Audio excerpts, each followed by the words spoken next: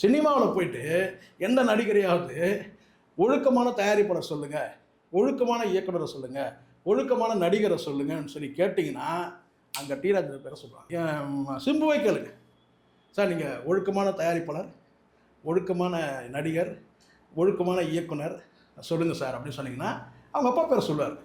ஏன்னா அவரை கூட சொல்லிக்க மாட்டார். நியாயமாக சொல்லணும்ல, சொல்ல முடியாது. காரணம் அதுதான். சும்மாவா சொன்னாங்க, நல்ல பேர் எடுக்கிறதுக்கு ரொம்ப வருஷம் ஆகும். இந்த பேர் எடுக்கிறதுக்கு டி ராஜேந்தர் எத்தனை வருஷம் ஆச்சு? அவரை நல்லவர் சொன்னவங்களாம் யார்? நடிகைகளாம் யார்? மும்தாஜ், நளினி, இன்னும் எத்தனை நடிகைகள் எடுத்துங்க.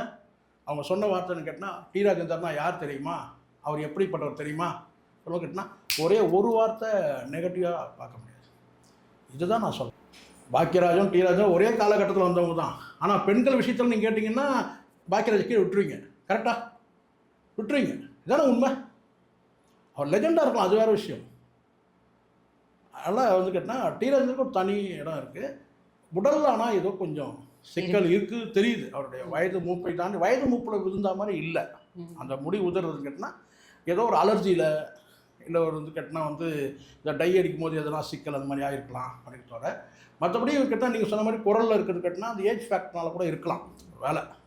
ஆனால் நல்லா இருப்பார். நீங்கள் பார்த்தீங்கன்னா 2020 அவரை வந்து ஹாஸ்பிட்டல் கூப்பிட்டு போகும்போது சிம்புவோட சிம்பு வந்து ஸ்டேட்மெண்ட் கொடுத்துருந்தார் பல ஊடகங்களில். நீங்கள் எதுவும் தப்பாக எதுவும் எழுதாதீங்க, அவர் சாதாரணமாக உடல்நல குறைவு ஏற்பட்டிருக்கு, ஃபாரினில் கூப்பிட்டு போயிருக்காங்க, ட்ரீட்மெண்ட் இருக்குன்னு சொன்னாங்க. அப்போ நீங்கள் கமெண்ட்டில் பார்த்தீங்கன்னா ஆச்சரியப்படுவீங்க. இப்போ கூட இருக்க எடுத்து பாருங்கள், ஒரே ஒரு நெகட்டிவ் கமெண்ட்டு நீங்கள் பார்க்க முடியாது.